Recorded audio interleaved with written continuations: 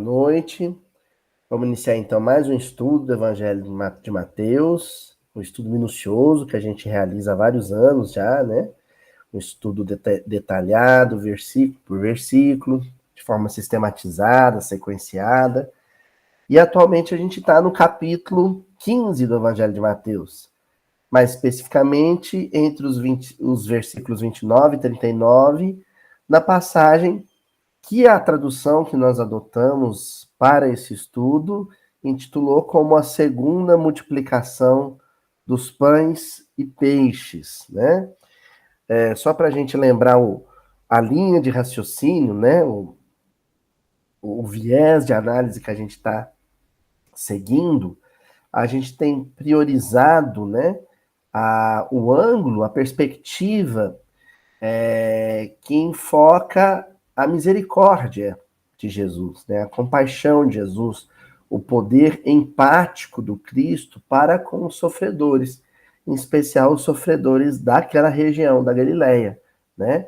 Que além dos dramas psicoemocionais que qualquer ser humano vive, também viviam os dramas da miséria, né, da marginalização social, né, da negligência do Estado em relação a esses corações que ali viviam, né? E então é um capítulo muito amplo, né? Aliás, é uma passagem muito ampla, né? Uma passagem que mostra o Cristo se compadecendo de todas as dores, de todas as formas de angústia, de aflição, de sofrimento. Mas a passagem também enfatiza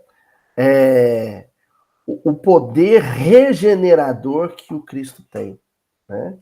O poder de insuflar ânimo, insuflar bom ânimo, coragem, otimismo, né, valentia moral, porque a presença do Cristo nas nossas vidas não é para nos livrar das dificuldades, não é para nos poupar das mazelas, não é para nos blindar contra qualquer aflição, angústia do mundo, não é. A presença de Jesus nas nossas vidas é para nos encorajar perante as dificuldades, nos fortalecer perante as mazelas, nos entusiasmar a luta, né? Ao chamado bom combate, aquilo que Paulo chamou de bom combate. A passagem segue nesse raciocínio. Na semana passada, a gente viu o versículo em que Jesus anuncia que pretende alimentar a turba, a multidão que o cercava, porque ele não queria que ela desfalecesse no caminho, né?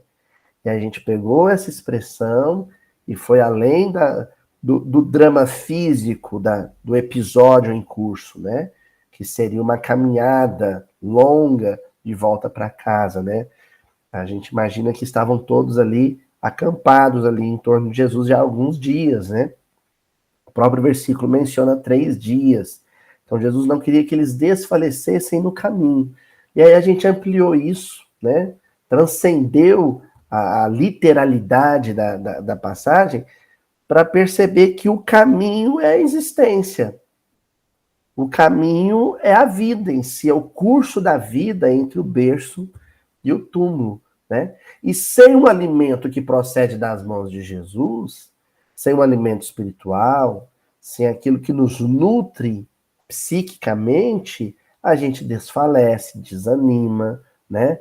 Desiste do bom combate. Aí a nossa discussão se deu em torno disso, né? Do desânimo, da desistência, da deserção moral, né? Que ocorre muitas vezes com aqueles que teimam em caminhar pela vida, em atravessar a vida sem esse alimento espiritual. Hoje nós vamos avançar com o versículo 33, que diz assim, perdão, os seus discípulos lhe dizem, de onde nos viriam no deserto tantos pães para saciar tamanha turba? Então temos 2 problemas aqui, a princípio propostos pelos discípulos. Primeiro, a quantidade de alimento que deve ser obtido ou multiplicado ou produzido para alimentar essas pessoas, que são muitas pessoas, são milhares de pessoas, né? Então esse é o primeiro problema, como é que vamos alimentar tantas bocas? E o segundo problema, estando nós onde estamos, né? E aí a gente supõe, considerando a passagem anterior, que esse tal monte em que Jesus subiu e onde os sofredores, os mudos, os coxos, os cegos foram colocados aos seus pés, não é especificamente o monte da beatitude, né, ou das bem-aventuranças que fica em Cafarnaum, porque aqui menciona o deserto. Se nós considerarmos que Jesus e os discípulos, na passagem anterior, haviam se encontrado com a mulher sírio-fenícia, a gente pode pressupor que esse deserto mencionado aqui é o deserto da Síria, né? Justamente o deserto mais próximo da Galileia, né? Quando a gente pensa na Palestina, daqui a pouco eu vou mostrar o mapa para vocês, a gente pensa sempre no deserto da Judéia, no deserto arábico, que é um pouquinho mais afastado, e no deserto do Sinai. Mas existe ao extremo norte o deserto da Síria. E é esse deserto da Síria que fica ali no entorno da Galileia, né? A Galileia ela é contornada por esse deserto. Possivelmente Jesus estava reunido com aquela turba em algum monte, em alguma colina desse deserto. E daí os discípulos apresentarem esse problema. Na próxima reunião, no próximo versículo, no 34, a gente vai discutir a solução do problema, né? Que é o de onde virão os recursos.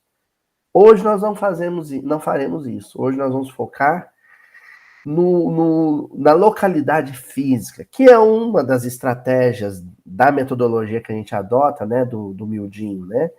Que é extrapolar o conceito geográfico, muitas vezes, para extrair dele um conceito espiritual. Então, a palavra em destaque será deserto, né? Então, geograficamente, esse deserto é o deserto da Síria. Eu trouxe aqui 2 mapinhas, né? Hoje nós estamos todos reunidos remotamente, mesmo o pessoal de Uberaba, então vai dar para todo mundo acompanhar, olha. Aqui, olha, isso aqui é a Palestina, né?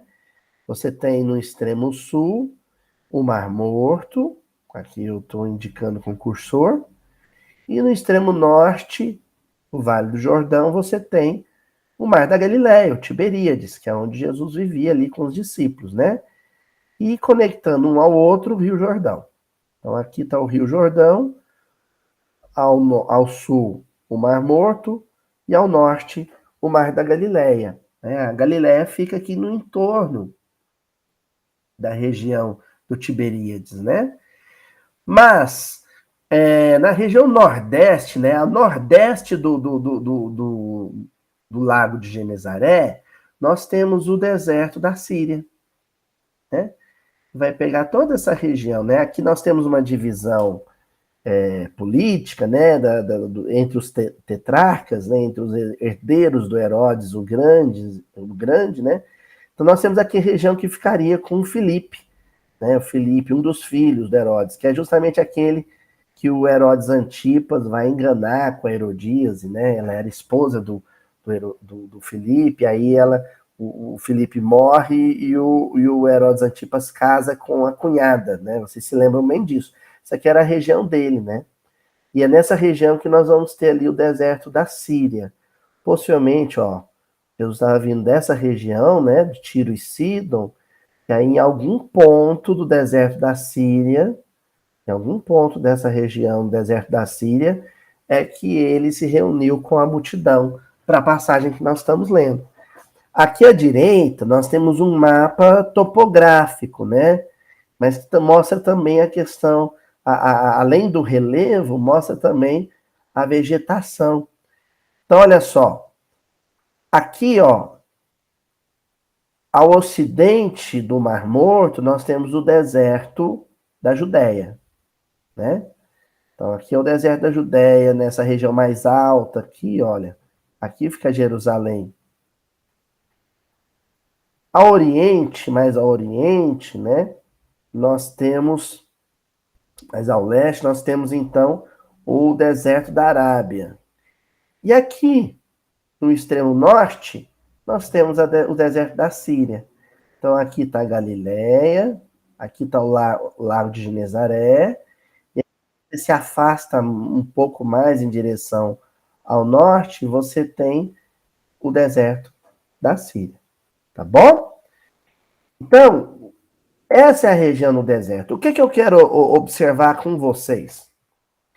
Aqui nós temos aqui uma imagem do deserto da Síria. O deserto, gente, é uma região de passagem. E agora eu vou começar a falar sobre o significado dos desertos todos que eu mencionei, né? Da Judéia, da Arábia, da Síria, do Sinai, para a cultura hebraica, para a tradição hebraica. O deserto é uma região de passagem, ninguém vive no deserto. Nem mesmo os beduínos, ou mesmo os hebreus antigos, né? Antes mesmo da formação das 12 tribos, ali com Abraão, eles passavam pelo deserto, eles atravessam o deserto, mas fixam moradia normalmente em oásis, ou no litoral, ou até encontrar uma região onde seja possível a sedentarização. Então, os hebreus foram nômades com Abraão, com Isaac, com Jacó, mas tão logo encontraram a região da Palestina, eles sedentarizaram ali e não viveram mais no deserto. Então ninguém vive no deserto, ninguém fixa moradia no deserto. No deserto é sempre passagem, entenderam? Você atravessa o deserto. Esse conceito é muito importante para a metáfora que nós vamos explorar hoje, viu? Então, por que que ninguém fixa moradia no deserto? Por que que as pessoas passam pelo deserto, atravessam o deserto, mas tendo como perspectiva um ponto de chegada, um lugar seguro, um lugar que não seja o deserto? Primeiro porque o deserto é árido, é muito seco, né? Não chove. E porque é muito seco, o deserto é estéril. Nós temos aqui umas gramíneas, aqui umas vegetações nessa foto, mas isso é algo muito diminuto, ocasional. O que vale a gente considerar aqui é que árvore mesmo não tem. Vegetação robusta não tem. Né? E se não tem vegetação, você também praticamente não tem fauna. Uma fauna aqui também muito pequena, muito diminuta. Em geral, você não tem vida aqui. Então, além de árido, ele é estéril. A pouca vida que você tem no deserto é uma vida adaptada, né? É uma vida que se adaptou a essa aridez e a essas características do deserto, né? Então você tem, por exemplo, os animais, você tem lá o escorpião, você tem alguns tipos de aranhas, você tem coiotes, você tem abutres, né? Você tem animais que, porque o ambiente é muito estéril, eles precisam adotar uma postura muito agressiva ante a presa. Então, são aves de rapina, são animais peçonhentos, são víboras, são serpentes, porque eles precisam ser bem letais quando encontram uma presa. Então, essa é uma característica do animalzinho do deserto, né? São animais muito agressivos e muito letais, né? Então, olha, nós já sabemos que o deserto, ele é árido, a gente já sabe que ele é estéril, e a gente já sabe agora também que ele é hostil, né? Os animais são hostis, a vegetação é hostil, uma vegetação muito espinhenta, né? Com muitos espinhos. Existe também uma explicação botânica para isso. O calor é muito forte, o clima é muito seco. Tudo conspira para que a travessia, para que o percurso de quem atravessa o deserto não seja a melhor das experiências, tá? Não seja a experiência mais agradável. Seja uma experiência exigente, uma experiência desafiadora. Ninguém atravessa um deserto desse como quem passeia num shopping num domingo à tarde, no ar-condicionado, com sorvete na mão. Tá? É uma experiência árdua, uma experiência difícil. Por que é importante essa descrição das características naturais que eu dei? Para a gente entender que o deserto, aqui na passagem, é uma figura de linguagem, é uma metáfora poderosa descrevendo o mundo, a experiência física entre o berço e o túmulo. O mundo não é a nossa casa. O plano físico não é o nosso lar, não é a nossa moradia. Nós estamos de passagem, nós estamos atravessando, né? Como se o ponto de partida fosse o berço e o ponto de chegada fosse o túmulo. Então, todos nós estamos encarnados na condição do peregrino do deserto, atravessando apenas, passando pelo deserto. E assim como o deserto, o mundo é árido, o mundo é estéril e o mundo é hostil. Ok? Então, nós temos aqui hoje uma referência cruzada, que está no Evangelho de João, no capítulo 15, versículo 19, que vai ajudar a gente a entender melhor essa metáfora da vida no plano físico como a vida, como uma travessia no deserto, né? Que é uma fala de Jesus para os discípulos. O Cristo diz assim para os discípulos, naquele sermão profético, né? Aquele sermão em que ele anuncia a própria crucificação. Se fosseis do mundo, o mundo amaria o que lhe é próprio. Mas porque não sois do mundo, ao contrário, eu vos escolhi do mundo, o mundo, por causa disso, vos odeia. Então, João, capítulo 15, versículo 19, olha. Se fosseis do mundo, o mundo amaria o que lhe é próprio.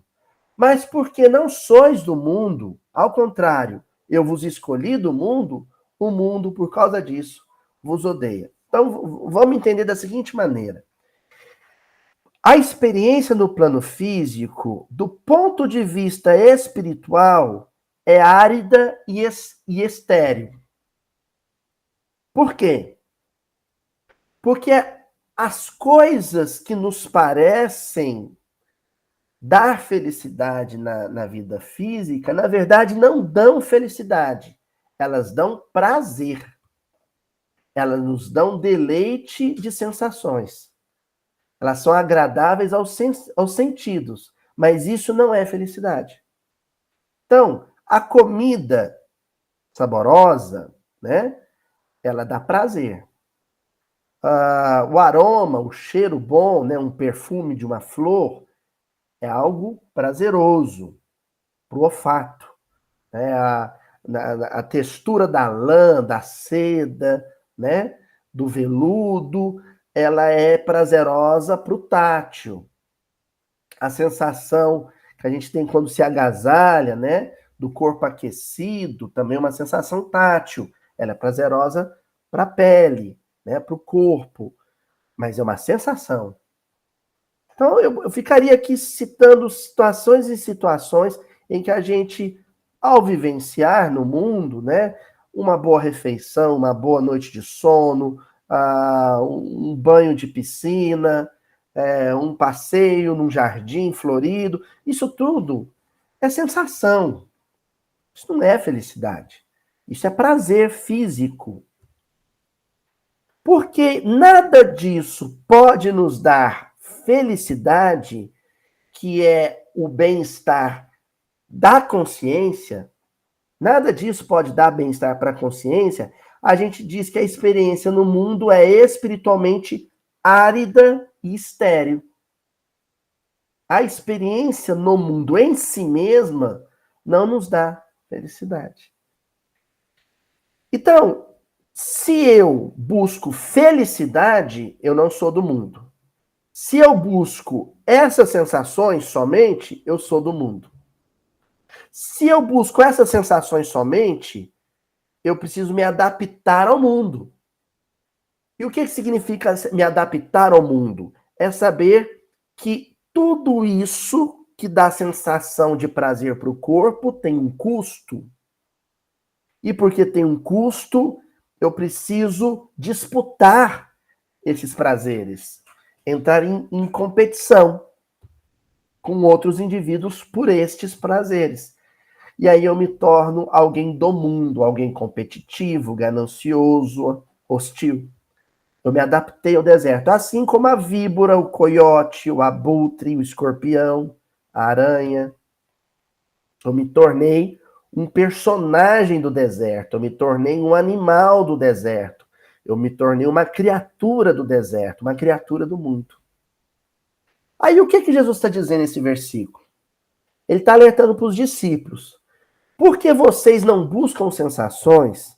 Porque vocês buscam espiritualidade e a espiritualidade é de outro mundo? Vocês não pertencem ao mundo. Vocês estão de passagem pelo mundo. E aí, o próprio ambiente físico é desafiador. A própria experiência física é desafiadora. O próprio corpo adoece. O corpo sente fome.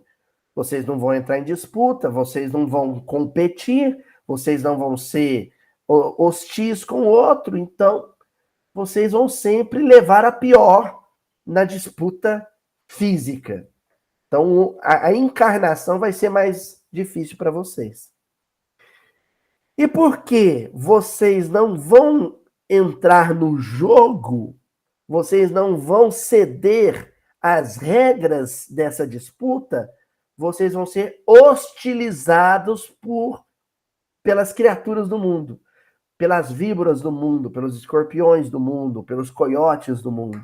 O mundo vos odiará. Entenderam? Olha só como agora o versículo faz sentido. Se fosseis do mundo, se vocês fossem um personagem no deserto, se vocês fossem um escorpião, uma cobra, o mundo amaria o que lhe é próprio. Vocês se dariam bem. Mas porque não sois do mundo, porque vocês buscam outro tipo de sentimento, de prazer, que é o prazer do espírito, ao contrário, eu vos escolhi do mundo, ao contrário, vocês foram separados do mundo, são homens santos, o mundo, por causa disso, vos odeia. Porque não pertence a essa realidade. Vocês pertencem a uma outra realidade, muito embora estejam atravessando o mundo, como quem peregrina por um deserto. Tá claro isso, gente? Vamos avançar? Ó,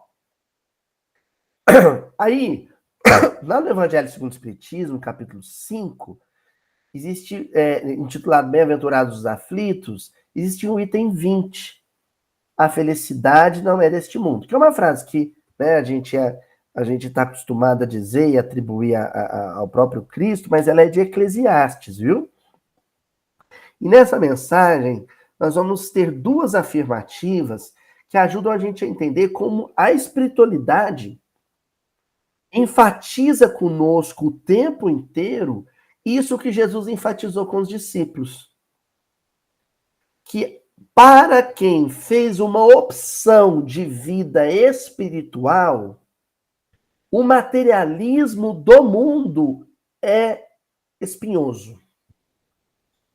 É hostil, é agressivo, é áspero. Então, o texto do Evangelho diz assim: com efeito, nem a riqueza, nem o poder, nem mesmo a florida juventude são condições essenciais à felicidade. Então, essas coisas todas que trazem prazer, não trazem felicidade. Então, quem está esperando aí ganhar na loteria, na Mega Sena, aí a vida vai melhorar? Depende. A vida vai se tornar, a vida física vai se tornar mais prazerosa, lógico. Você vai morar melhor, vai vestir melhor, vai comer melhor. Mas a vida psíquica, essa não advém, a felicidade dela não advém desses prazeres do mundo. E aí o texto diz: digo mais, nem mesmo reunidas essas três condições tão desejadas, uma pessoa que é jovem, rica e poderosa, porquanto incessantemente se ouvem, no seio das classes mais privilegiadas, pessoas de todas as idades se queixarem amargamente da situação em que se encontram. Então você encontra entre as classes privilegiadas, né? Aqui o texto diz classes mais privilegiadas, pessoas que são jovens, que são ricas, que elas mandam e são obedecidas e ainda assim elas se queixam da vida. Ainda assim elas choram, ainda assim elas lamentam a existência. Por isso o texto completa dizendo: neste mundo, por mais que faça, cada um tem a sua parte de labor e de miséria, sua cota de sofrimentos e de decepções, donde facilmente se chega à conclusão de que a terra é lugar de provas e de expiações. Então, olha, cada ser humano vai receber uma cota de teste, de desafio no mundo. Ninguém escapa disso. Alguns terão maiores desafios, alguns terão uma carga de testes maior, conforme a sua maturidade para lidar com essas situações. Outros menos. Mas o estar encarnado é em si peregrinar pelo deserto. E se você não se adapta às hostilidades do mundo e se torna um com o deserto, se torna integrado com o deserto, você sofre mais, é lógico. Né? Então a gente, mas esse pessoal aí que tem uma vida errada, só faz coisas erradas, comete crimes, eles parecem tão felizes, eles estão adaptados, o mundo é deles. Né? É natural que quem adote o modelo de vida de Jesus, o padrão de vida de Jesus, se sinta o tempo inteiro estranho no ninho, inadaptado, em ambiente hostil. Tá? Ó, também no Evangelho segundo o Espiritismo, capítulo 2, há muitas moradas na casa de meu pai. Item 6, causas das misérias humanas. Esse texto é importante para que a gente não fique apenas num plano de constatação, de verificação. Né? Tudo bem, a gente entendeu o paralelo, vocês podem estar pensando, entre o deserto e o mundo. O mundo é difícil de ser atravessado da mesma forma que o deserto, né? E quando a gente fala do mundo, a gente fala da sociedade, do convívio com as pessoas. Mas aonde está a raiz, a origem dessas características hostis da experiência humana, da experiência no plano físico? Esse texto começa, né, a gente vai precisar de outros materiais, mas ele começa a desvendar esse enigma, né, que é o grande enigma da humanidade, né? Que é o que o próprio Leon Denis menciona, né? Aparece como título do livro, né? O problema do ser, do destino e da dor, né? Então o texto diz assim: a situação material e moral da humanidade terrena nada tem que espante, desde que se leve em conta a destinação da terra e a natureza dos que habitam. Então, olha só. Situação material. Aí a gente vai considerar a destinação da terra. A terra é uma construção, um construto geológico, com uma estrutura também biológica, né, um ecossistema que a habita, que atende a uma finalidade, a uma destinação específica: acolher espíritos em aprendizado. Então a Terra não é uma colônia de férias. A Terra, ela é uma escola, porque é ambiente de aprendizado. Estar encarnado já é circunstância educacional. Ela é um hospital, porque à medida que nós adquirimos mazelas psíquicas, essas mazelas psíquicas se refletem no corpo também, e aí vivemos doentes, né? Fisicamente e psicologicamente. E ela é também uma penitenciária, na medida em que ninguém lesa a lei divina, a lei que harmoniza as criaturas, sem ter que responder por essa lesão. Então, o estar encarnado é também cumprir uma espécie de pena perante a justiça divina.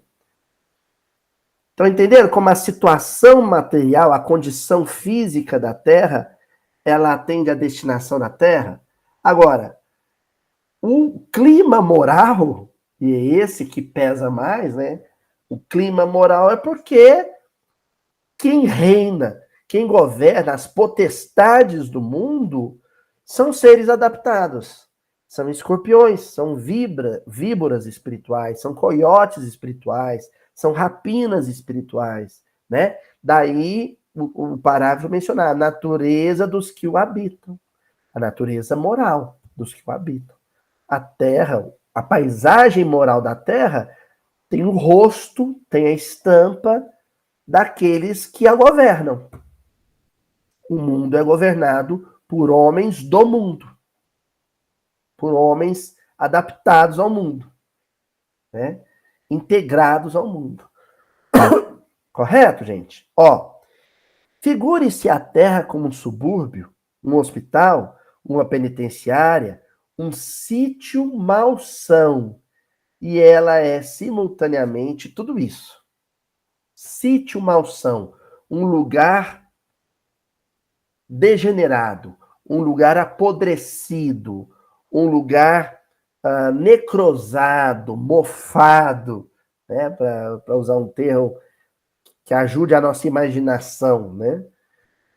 E compreender-se-á porque as aflições sobrelevam os gozos, porquanto não se mandam para o hospital os que se acham com saúde, nem para as casas de correção os que nenhum mal praticaram. Nem os hospitais e as casas de correção se podem ter por lugares de deleite. Então, quem trabalha em hospital, né, os companheiros aí que são enfermeiros, médicos, né, auxiliares de enfermagem, trabalham na administração hospitalar, sabe que o ambiente de hospital é um ambiente de trabalho, mas um ambiente também de luta. É um ambiente onde muitas vezes você vai ter uma visão de dor, né, escutar um gemido, escutar um pranto, porque quem está ali está sofrendo. Né? O mesmo pode-se dizer do ambiente da penitenciária, da casa de correção social. Né? Você tem ali um ambiente, quem está ali cumpriu crimes, né? Quem está ali cultiva muitos vícios, né? Então a convivência é hostil, a presença do Estado precisa se afirmar através da força, então isso cria um clima pesado. Se a gente considerar que a Terra, numa perspectiva espiritual, ela tem essa função, é natural que a gente sente para assistir um jornal, um telejornal, ou pegue um jornal impresso, ou entre na internet e se depare com notícias desagradáveis, né? Às vezes a gente diz assim, não vou parar de ver televisão, de ler jornal, porque é só dor, só tristeza. É isso. É onde nós nos encontramos, né? Muita gente usa de recursos de alienação, né? O álcool é um recurso de alienação, né? Os tóxicos em geral são recursos de alienação. Os entretenimentos, muitas vezes, são recursos de alienação. Então, a própria utilização do recurso monetário, do dinheiro, para obter prazer físico, é um tipo de anestésico, né? Andar em ambientes perfumados, decorados, estando bem vestido, comendo bem, isso cria uma ilusão de que a Terra não é um hospital e não é um presídio. Entendeu? a elite social, ela acumula dinheiro e usa de todos os recursos lícitos e ilícitos para acumular riqueza material, para tentar criar uma bolha de prazer e bem-estar, né? A moradia luxuosa é uma bolha de prazer e bem-estar, né? O shopping center de luxo é uma bolha de prazer e bem-estar. O veículo luxuoso é uma bolha de prazer e bem-estar. Mas aquilo é um castelo de areia, né?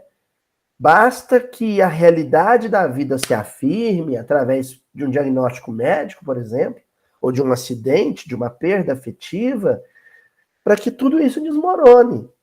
E aí o contato com a realidade é uma paulada, né? Uma paulada no psiquismo. Correto? Lá no livro Cartas de uma Morta, a Maria João de Deus ela está sendo guiada, né, conduzida pelo seu instrutor espiritual, quando no capítulo 5, intitulado A Terra, Obscuro Planeta de Exílio de Sombra, Vista do Além, do plano espiritual ela avista o orbe, né? E aí ela tem uma visão de uma nuvem, né, escura, uma espécie de um nevoeiro escuro cobrindo a superfície da Terra, né? E aí vem a explicação. Quando o instrutor vai dar a explicação, ele acaba meio que definindo o ambiente espiritual do plano físico. Ele diz assim: lá está a Terra com os seus contrastes destruidores. De cara, eu já sublinhei isso, porque o que caracteriza a vida social nossa é o contraste, né? É a música do Tim Maia, né? Uns nascem para sofrer, enquanto outros ri, né? Então, é aquele contraste social o tempo inteiro, né? Você tem a pessoa que não tem uma proteína para se alimentar, que precisa de algo próximo do que seria proteína, um osso no fundo de caminhão para se alimentar, e outros se alimentam com a carne folhada a ouro, né? Então, são esses contrastes destruidores. Mas existem também o contraste de provas e expiações de natureza moral, né? Você muitas vezes tem numa mesma família 2 irmãos. Um vai passar por testes sucessivos a vida inteira, enquanto o outro vai ter uma vida mais amena. Então, esses contrastes não deveria ser assim, mas eles acabam muitas vezes criando um clima de hostilidade entre as pessoas, né? Aquele que sofre mais odeia o que não sofre nada, ou o que sofre menos, né? Ou o que sofre menos ou não sofre nada se sente constantemente ameaçado por aquele que sofre mais. Esse clima é muito pesado. Do ponto de vista psíquico, a gente exala o tempo inteiro na atmosfera da Terra miasmas, né? Componentes fluídicos tóxicos, né? Que criam essa nuvem escura que a Maria João de Deus visualizou. E continua o instrutor.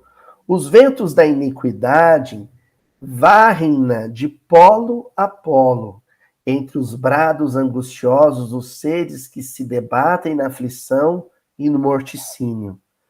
Lá alimentam-se as almas com a substância amargosa das dores, e sobre a sua superfície a vida é o direito do mais forte. É incrível, assim, o impacto dessa fala, um livro que muitas vezes é subestimado, né? É um livro fininho, de uma autora que na vida física teve pouca instrução, mas que bate forte, né? Aqueles que se alimentam de substâncias amargosas das dores, né? Então, existe uma parcela dessa sociedade que o seu conforto vem do sofrimento e da privação dos outros, né? E por que que isso acontece? O próprio parágrafo responde, porque na superfície vigora a lei do direito do mais forte. O mais forte financeiramente, o mais forte politicamente, o mais forte fisicamente, né? Então, muitas vezes, o conforto, para a gente não ficar só na escala macrosocial, mas também na microsocial, a família. Quem que é a figura do tirano doméstico? O tirano doméstico é aquele que senta no sofá, pede para a mulher trazer a comida pronta, fumegante, com uma lata de cerveja, e ele fica naquele conforto, ali ele deixa o prato sujo no sofá. Por quê? Porque se a mulher, a esposa, ousa reclamar, ele fala mais alto, ele é o mais forte, né? Em muitos lares rola até a violência doméstica. Então, o tirano doméstico é aquele que explora a boa vontade alheia através da força, né? Através da truculência. E o instrutor continua. Triste existência a dessas criaturas que se trucidam mutuamente para viver. São comuns ali as chacinas, a fome, as epidemias, a viuvez, a orfandade que aqui não conhecemos. Obscuro planeta de exílio e de sombra. Então, é uma descrição muito forte, muito impactante, em que ele associa a existência, ou seja, ele não está falando da vida, a vida é maior que isso. Existência é a travessia entre berço e túmulo, entre o nascimento e o desencarne. Isso é o que ele chama de existência. Essa experiência física ou existência é triste. E é triste porque entre as criaturas existe um clima de constante guerra, né? E em decorrência desse clima de constante disputa pelos prazeres e as sensações do mundo, é que surgem as chacinas, a fome, coisa e tal. Né? Continuando, para finalizar essa descrição do instrutor da Maria João de Deus, por tal motivo é que esse mundo necessita de golpes violentos e rudes. Então ele apresenta a própria aspereza do mundo como antídoto para a hostilidade do mundo. Olha que incrível que ele está dizendo, né? O soro contra o veneno da cobra é feito do veneno da cobra. Não é assim? O soro do veneno da cobra é feito com o veneno da cobra. Então, o antídoto para a miséria do mundo é a miséria do mundo.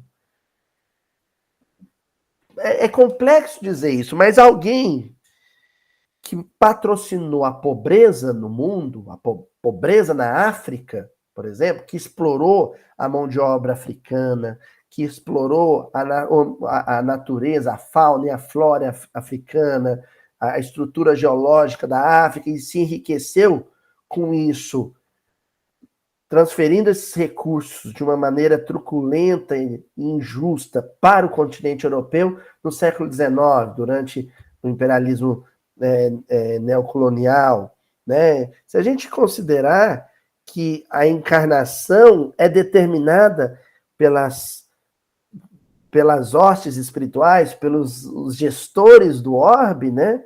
Depois o antídoto para esse ganancioso europeu que explorou a miséria africana é reencarnar na África em ambiente miserável. Notem bem, eu não estou dizendo, pelo amor de Deus, que então aquele que está sofrendo na África agora já foi um barão europeu, que está ali, deixa ele sofrer então para ele aprender. De forma nenhuma. Né? Isso não é papo para nós, assim, questionar quem é quem, não é assunto para a gente. Nosso compromisso é ajudar, é alimentar, é agasalhar, é abraçar.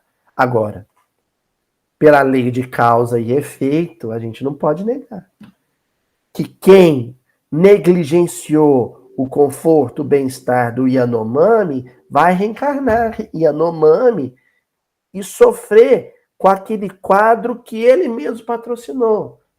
O garimpeiro que explorou a floresta, depois vai depender da floresta para viver e não vai ter mais floresta. Então, é esse processo que o instrutor da Maria João de Deus está chamando de golpes violentos e rudes. É quando Você cria um ambiente áspero, cria um ambiente rude e depois pena através dele, né? Sofre através dele. Como uma experiência educativa, né? Espírito da Verdade, texto de Bezerra de Menezes, capítulo 1, Problemas do Mundo.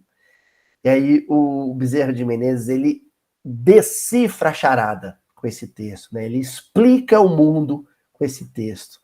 Olha o que ele vai dizer, gente. O mundo está repleto de ouro, né? Nós acabamos de falar do garimpo, né? Então, o garimpo que está acabando com a Amazônia, né? E é interessante, eu queria problematizar aqui, pôr o dedo na ferida um pouquinho, né? Interessante que a gente se comove com a sorte dos povos Yanomami, a gente se comove com a floresta sendo o rio morrendo por conta do garimpo, do leito assoreado, do mercúrio nas águas, mas andamos com joias pelo corpo, né? A aliança de casamento é de ouro, né? E colares e brincos, e adoramos ganhar um presente de uma joalheria famosa. Esse ouro vem de onde? Não é assim? Então, o Bezerra de Menezes, que também adora dar um cutucãozinho na ferida social, ele diz assim: o mundo está repleto de ouro. Ouro no solo, ouro no mar, ouro nos cofres, mas o ouro não resolve o problema da miséria.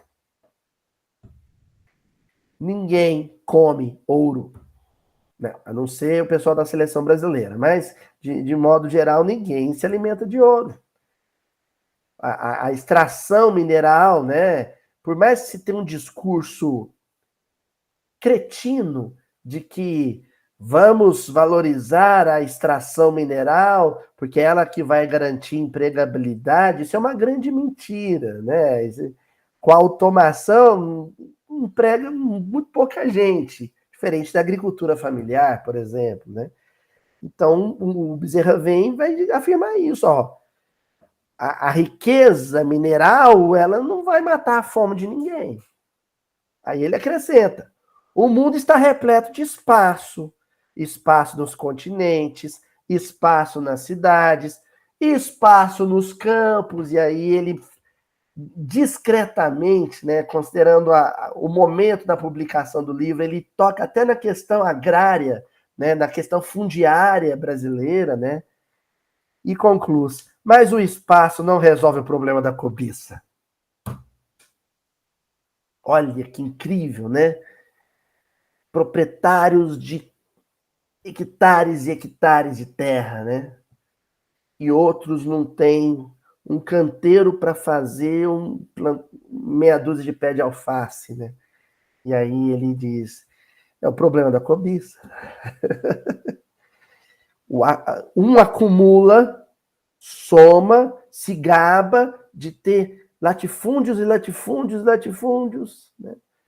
E aí vem a linda poesia do João Cabral de Melo Neto, né? Essa cova em que estás é a ponta menor que tiraste em vida, né? É a cova. A única terra que muitos vão ter é a terra onde vai ser sepultado, já diria Morte e Vida Severina, do João Cabral de Melo Neto. Então, o Bezerra, primeiro, ele começa com essa análise, né? Citando a terra e o ouro, a cobiça em torno do ouro e a cobiça em torno da terra, a cobiça por aquilo que está acima da terra e a cobiça por aquilo que está abaixo da terra, né? Para mostrar de onde vem a miséria, associando ela à cobiça, né? O problema da miséria está associado ao problema da cobiça, é óbvio. E aí, em seguida, ele acrescenta, ele muda de plano, ele vai dizer: o mundo está repleto de cultura. Cultura no ensino, cultura na técnica, cultura na opinião, mas a cultura da inteligência não resolve o problema do egoísmo. Não resolve o problema do egoísmo.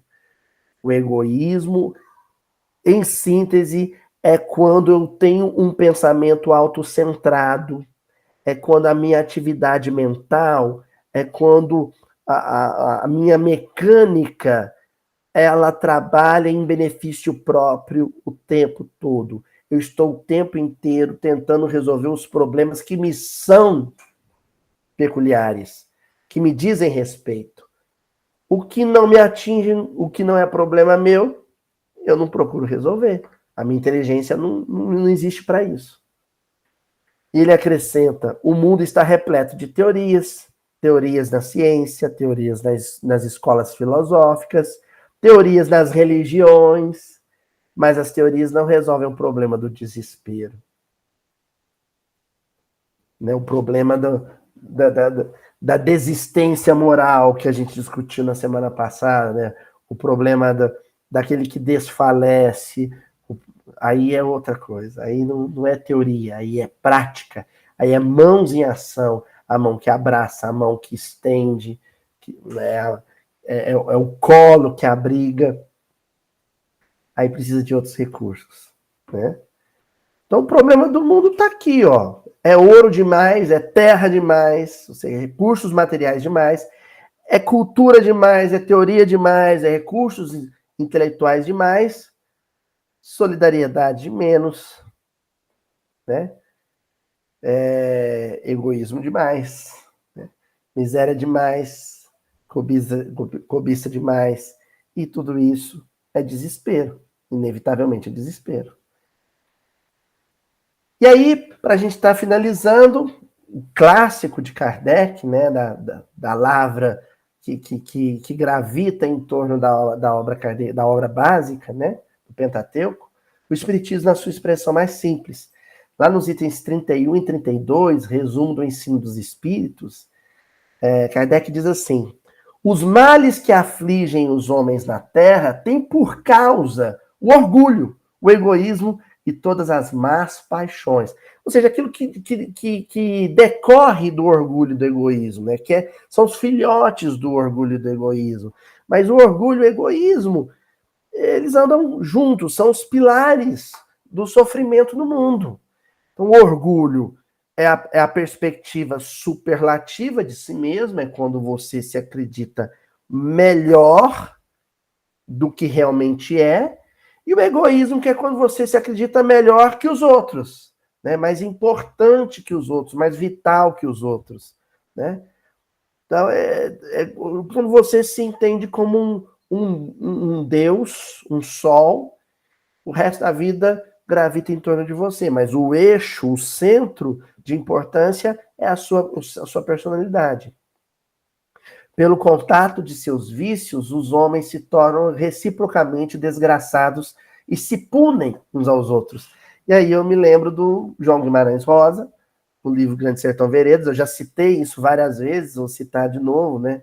Quando o Riobaldo diz que faca com faca que se dão se amolam, e pedra com pedra que no leito do rio vão batendo uma na outra vão se arredondando.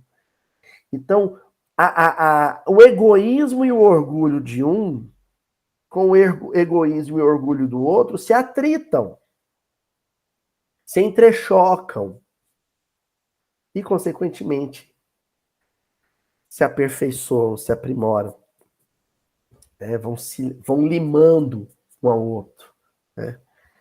Se a caridade e a humildade substituírem o egoísmo e o orgulho, então, olha aqui o antídoto, olha para o veneno. A caridade no lugar do egoísmo, a humildade no lugar do orgulho. A caridade é quando você abre as mãos, é quando para você é mais importante que multiplicar pães e peixes é dividir pães e peixes. E a humildade é quando você se reconhece não menor, mas igual aos outros em importância, em relevância para Deus.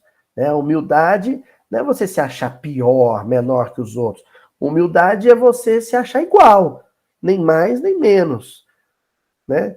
Quando você se acha pior, menos importante que os outros, aliás, isso é a autoestima baixa, é patológico. Quando você se acha mais importante que os outros, Isso é orgulho, né? Eles não mais buscarão prejudicar-se mutuamente. Respeitarão os direitos de cada um e farão que reinem entre si a concórdia e a justiça. Então, esse respeito aos direitos de cada um, começando pelo direito fundamental, que é o direito à vida, né? O direito à liberdade de consciência. O que é liberdade de consciência? Que não, é mais importante ainda que a liberdade, o direito de ir e vir, né? Que é a liberdade física.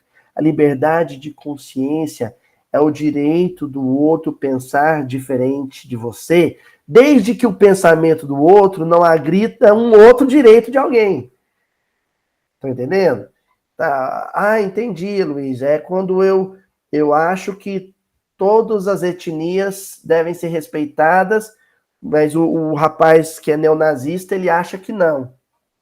Então eu tenho que respeitar a liberdade de pensamento dele? Não, na medida em que o pensamento dele fere um outro direito, que é o direito de existir, né? O direito de se expressar das diferentes etnias e culturas, né? E preferências e crenças e valores. Então, o viver é um constante afinar e desafinar, né? Lá da corda do violão, do bandolim, que a gente escutou na semana passada, né? Você estica, tensiona, mas afrouxa também. É você achar o ponto certo ali, de modo que você respeita o direito de um na medida em que respeita o direito de outros. É saber que conviver basicamente é isso. Enquanto a gente não achar esse ponto do doce, a Terra vai ser um lugar de sombra e de exílio, né? Finalizamos aí com a frase do Gladstone Lage na música Mundo Escola, né, gravada pelo Tim Vanessa, melodia do Tim, em que ele diz: e após prantos de redenção, haverá um verdadeiro altar. Dentro de nós, terra a regenerar. Após prantos de redenção, não é prantos de rebeldia. É a diferença. Enquanto você estiver chorando porque não tem seus caprichos atendidos, isso é pranto de rebeldia. Quando você estiver chorando porque não respeitou os direitos do outro, aí é pranto de redenção. Aí, seu coração deixa de cultuar a si mesmo, que é o egoísmo, e passa a cultuar a Deus, o autor da vida. Aí o seu coração se torna um altar verdadeiro, genuíno, né? E ali, naquele ambiente santo, internamente é que começa um processo de regeneração da terra, de dentro de cada criatura para fora, né? Se exterioriza depois. Primeiro brilha, fulgura na intimidade do ser, né? Temos aqui uma imagenzinha de uma criança, né? Criando o mundo que ela sonha, né? Que as cores, né? E a matéria-prima aqui expressada nessa imagem sejam nas nossas vidas as cores e a matéria-prima dos sentimentos nobres, dos sentimentos sãos, para criar, né, o mundo que a gente sonha, onde ele deixará de ser deserto, se tornará jardim, né, um jardim de felicidade. Tá bom? Grande abraço para todo mundo. Até semana que vem, gente.